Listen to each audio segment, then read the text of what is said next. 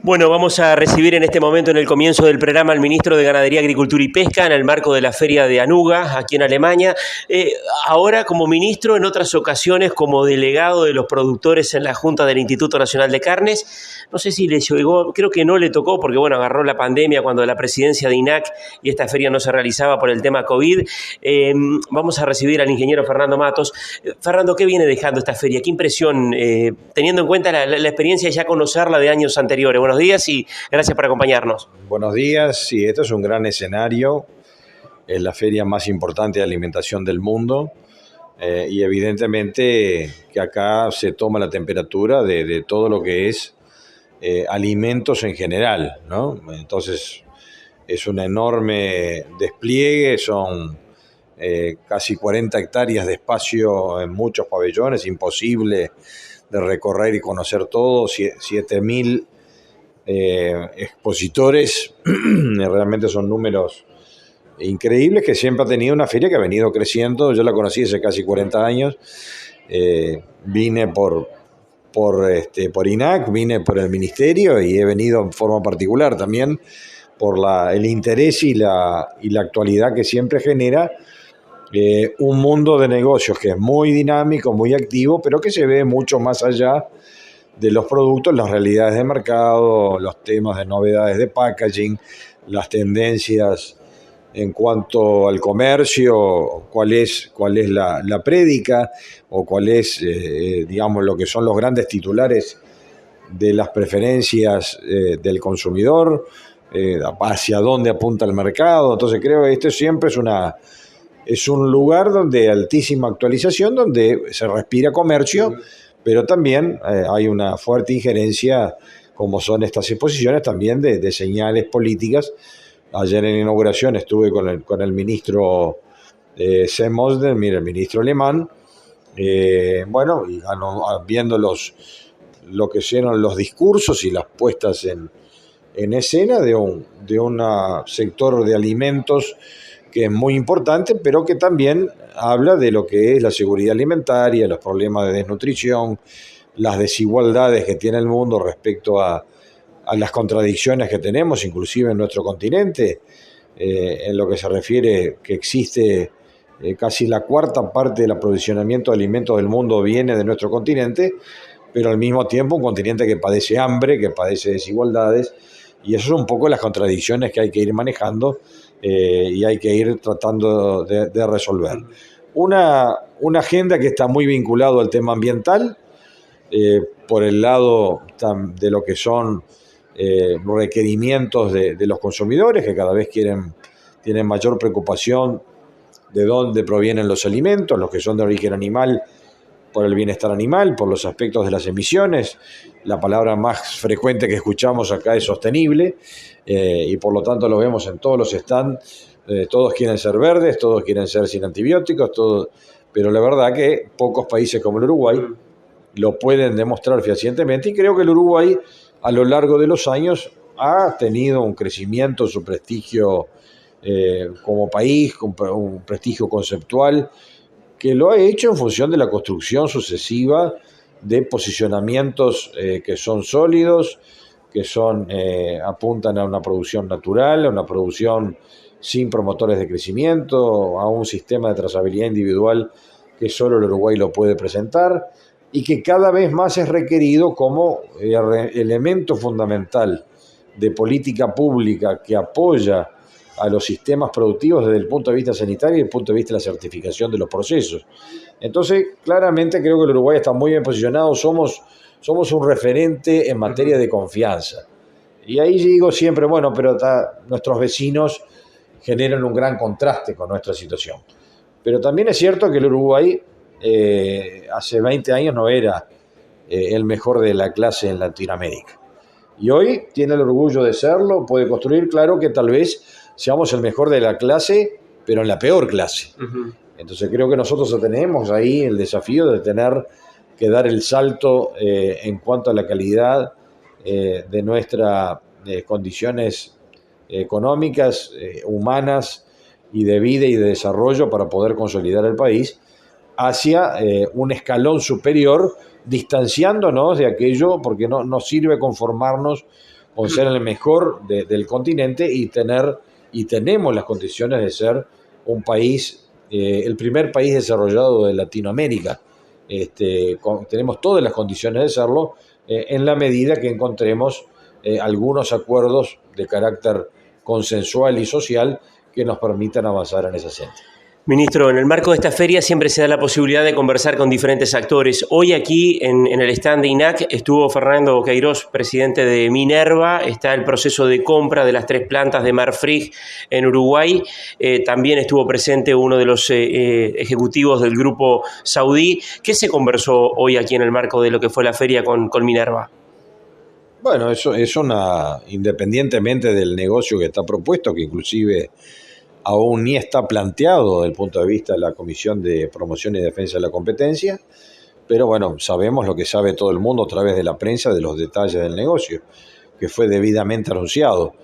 Y lógicamente que si hay una propuesta de un negocio donde ya está colocada el monto y el traspaso de estas 3 plantas de Marfrig a Minerva en el Uruguay, es lógico que los movimientos de esta compañía sean para poder consolidar el negocio, y el interés de ellos no es solo hablar con el gobierno, pero hablar también con los actores, con productores, con la industria, con la prensa, en el sentido de dar un poco las señales de que no hay una intención de la compañía de generar distorsiones.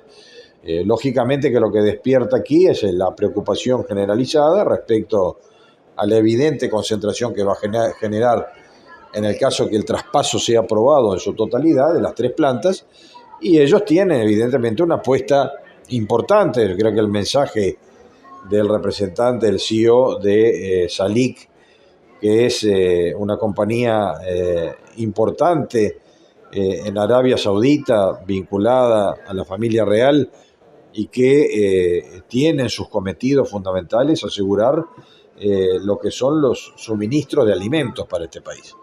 Entonces, sabemos bien que Arabia Saudita es un país que cuenta con mucho capital, ha tenido una renta extraordinaria en los últimos años y la sigue generando en función de que es un país petrolero, que sus reservas en explotación no son las más altas del mundo, pero ellos también saben que tienen que diversificar estas inversiones porque ellos tienen la energía, pero no tienen los alimentos. Y por lo tanto buscan diversificar sus fuentes de aprovisionamiento, especialmente por las inseguridades que hoy se generan en el mundo. Ellos tienen, por ejemplo, explotaciones en varios países, tienen inversiones en tierras en otros países, pero, por ejemplo, tienen un aprovisionamiento importante de granos en Ucrania. Entonces, claramente que todas estas cosas, todos estos conflictos internacionales generan una incertidumbre generalizada en el mundo, y existe, por lo tanto, un empuje adicional en la búsqueda de fuentes de aprovisionamiento seguras, y el Uruguay es uno de ellos, un país que es confiable, estable, política, socialmente, que las reglas de la democracia en la alternancia del poder no generan cambios bruscos en el movimiento. Entonces creo que el Uruguay está llamado a ser un gran receptor de inversiones, y detrás, lógicamente, de esta propuesta está Salik, que más allá de la carne quiere diversificar. ¿Salik podría estar interesado en Uruguay en comprar tierras, por ejemplo, independientemente de lo que pase con el tema de las plantas? No lo sabría decir, pero ellos sí quieren apostar a inversiones que no sean especulativas. Él quiere decir, mira, nosotros estamos aquí para ayudar. Lógicamente que hay, a partir del posicionamiento de Uruguay a favor de Arabia Saudita en lo que es la elección de la ciudad sede de la próxima Feria Universal del 2030, ellos han tenido una aproximación política con Uruguay. Recibimos al ministro de Relaciones Exteriores, al ministro de Inversiones, con una gran delegación de empresarios, y evidentemente ellos quieren acercar algunas posibilidades de inversión. No me manifestó que quisiera comprar tierra, pero eso diría que pudiera ser considerado. Lo que sí, ellos dicen que hay varias cadenas productivas que pudieran ser de interés de ellos, como pueden ser los lácteos, como puede ser el aprovisionamiento de forraje, que ellos necesitan. Puede ser la cadena de la alfalfa, que perfectamente se puede desarrollar en Uruguay, o suministros de avena también, avena en grano, que es otro de los productos que normalmente no se comercializan internacionalmente, pero están posicionados también en Argentina para poder comprar este grano, y pudiera ser, es una producción que en Uruguay tiene muy buen resultado y puede ser un factor fundamental, más allá del mercado interno, de poder proyectar en un rubro exportable nuevo para el país. Ministro, ahora, Salic es parte de Minerva, es uno de los accionistas del grupo. ¿Cómo juega esto en el futuro y en la relación con este grupo, con Arabia Saudita, la posición que pueda llegar a tomar Uruguay con respecto a si autoriza o no la venta de las 3 plantas de Marfrig a Minerva? Bueno, creo que esto lo tenemos que tomar como un análisis independiente que tiene que hacer Promoción y Defensa de la Competencia, donde deberá demostrarse que esta operación no significa un efecto de concentrador que vaya a afectar la formación del precio. Evidentemente acá lo que hay, si hay una compañía que está comprando, que ha dispuesto un capital importante en la operación del Uruguay, recordemos que la operación general es mucho más grande y que la operación de Uruguay es apenas un 6% del negocio total. Son 11 plantas en Brasil, 3 Exacto. en Uruguay. Entonces, es una pequeña parte del negocio. Aún así, yo entiendo, y las señales que viene dando el grupo, es que la apuesta es a mantener la actividad. Yo creo que, como dijimos en la entrevista del Prado, acá tiene que haber algo que debe ser estudiado muy claramente. Un factor que genera cierto resquemor es la existencia de algo que es necesario para la industria frigorífica en función de las variables del mercado, las variables de la oferta de ganado, de materia prima, es el seguro de paro extendido. Esta es una legislación que deberá estudiarse en el Uruguay si termina aprobándose la operación, porque no sería razonable que un holding que detiene y controla y maneja 7 plantas estuviera con 2 o 3 paralizadas al mismo tiempo. ¿Y la industria frigorífica y los corrales también o no? No, el tema de los corrales es un tema que me parece que hay que estudiarlo. Yo creo que hay que hacer un estudio conjunto. En realidad, lo que tenemos aquí es que Minerva no adquiere ningún corral. Y no tiene corral. No tiene corral y no se ha manejado. Inclusive, claro, hay corrales vinculados. No sé cuál va a ser la operación ahora en el caso de BPU. Con BPU sí tenía algún corral con vinculación, pero no... El seguro de paro sí, el corral propiedad de la industria no. No es el leitmotiv de esta compañía si llega a adquirir y no tiene su línea de negocio. No lo descarta tener corrales, pero habrá que hacer un estudio más profundo si hay una interferencia o no en la formación del precio en el Uruguay. Se dice mucho de lo de Estados Unidos, pero hay que ver desde el punto de vista comparativo. Estados Unidos faena 50 o 60% de su ganado en base a corral. Nosotros estamos en el 15%. Sí, ¿cuál es la incidencia de uno y de otro? Hay que ser cuidadoso con los cálculos, con esto. Y evidentemente acá lo que a mí me parece que cualquier industria que quiere invertir en el Uruguay, obviamente que llama la atención que tenga un 40 y algo % de la capacidad de la faena. Pero ninguna industria es viable en la medida que no faene. Yo creo que inclusive, digo más, creo que la base fundamental de un éxito que eventualmente puede alcanzar Minerva estará asociado a desarrollar sus sistemas productivos y de apoyo a los productores a nivel de campo, porque sin ganado no puede procesar algo que en el Uruguay, si hablamos del 40% de la faena, estamos hablando cerca de 1 millón, o 40 y algo %, hablando casi 1 millón de cabezas. 1 millón de cabezas en el Uruguay no es posible direccionarlas para una sola compañía si esa compañía no pelea un poco más por el precio de esa mercadería. Y evidentemente para lograr esa mercadería va a tener que hacer un sistema de apoyo asociativo a los productores, como ha sido su política desde que era el pool. Uh-huh. Entonces yo creo que ahí hay que ver en los pros y los contras. El tiempo dirá si esto es un factor, pero yo no concibo que exista una inversión a una industria frigorífica que no tenga como base el desarrollo del sistema productivo de base. Bien, ministro, ¿le planteó a las autoridades de Minerva en esta reunión la posibilidad de que no sean las 3 plantas y que sean que sea quizás una o dos y no las tres, que fue una idea que incluso recuerdo en el Prado cuando lo habíamos conversado con usted, era algo que dejó entrever usted como una visión personal, digamos, para no llegar quizás a ese 45% de la faena. Aparentemente, ¿Minerva puede llevar eso? ¿Le podría servir? Aparentemente, según me dicen de ambos lados, que tuvimos conversaciones con ellos, no es posible jurídicamente. O sea, tienen que ser las tres. O son las tres o no es nada. Uh-huh. Porque también está la posibilidad que Defensa de la Competencia independientemente identifique que hay un factor de distorsión y determine que el negocio no sale. No me quiero anticipar de lo que va a decir, que en forma independiente lo tiene que hacer.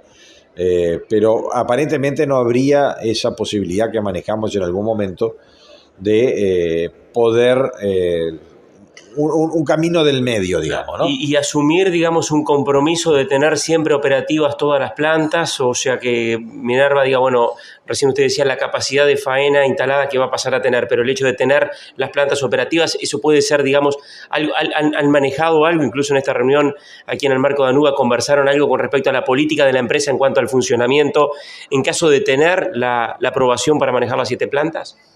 Mire, en realidad creo que esta reunión va en el sentido de transmitir que esta compra no se hace ni para cerrar plantas, ni para bajarle el nivel de actividad.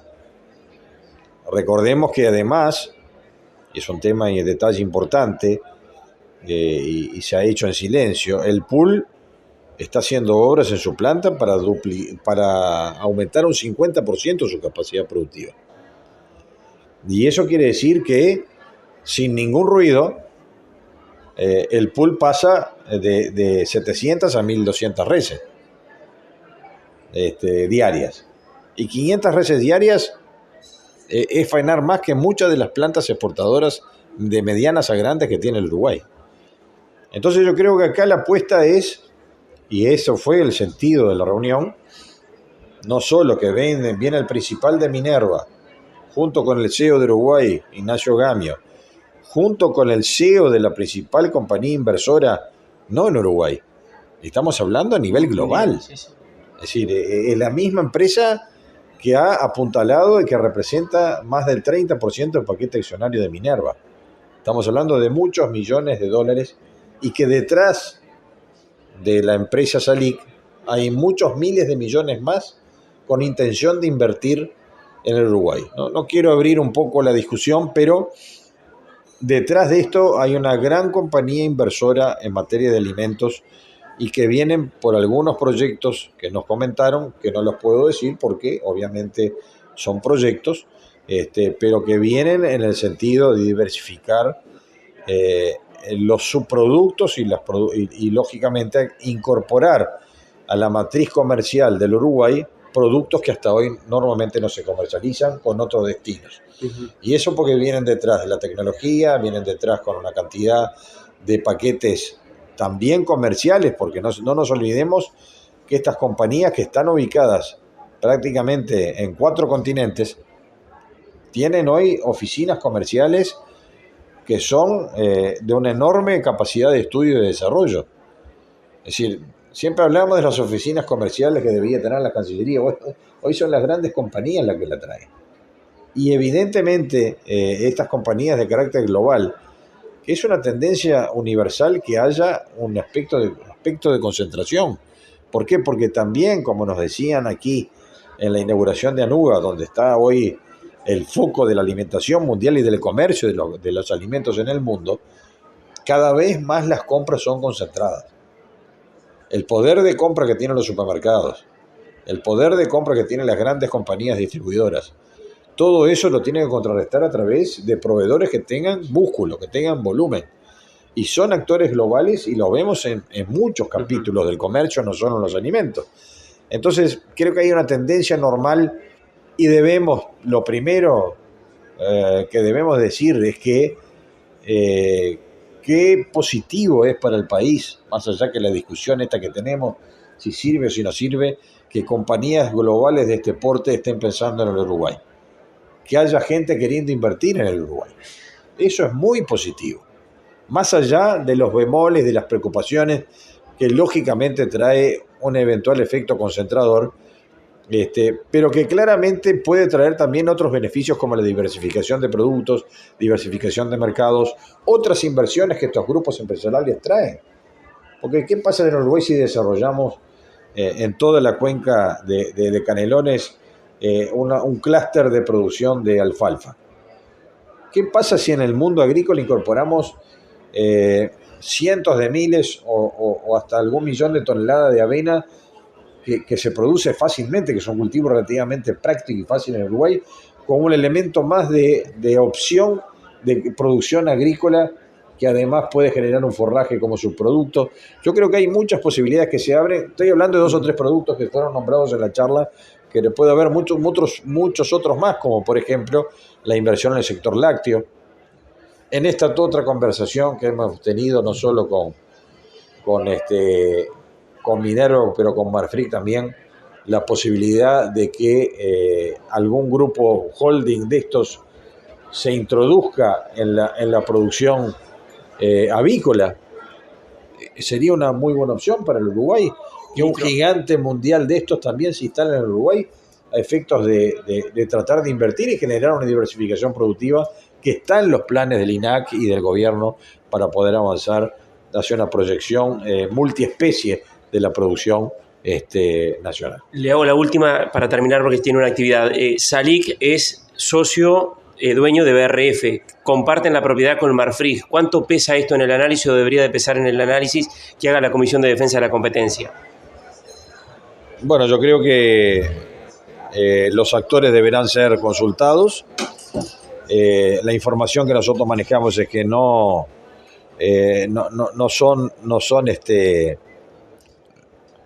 son vinculadas las dos situaciones, porque una está condicionada a no ingresar en el negocio de la otra especie, es decir, hay sí en la participación de SALIC, pero perfectamente, y no lo tengo que hacer yo, lo expliquen las empresas involucradas, de que por la forma societaria y los contratos existentes no hay una asociación que se pueda establecer de que hay un punto de contacto desde el punto de vista de la propiedad y el manejo del negocio de las empresas. Podrá haber si es el mismo socio, pero hay uno que no puede ingresar en el aspecto de la carne y el otro que no puede ingresar en el aspecto de las aves, entonces, y de los cerdos.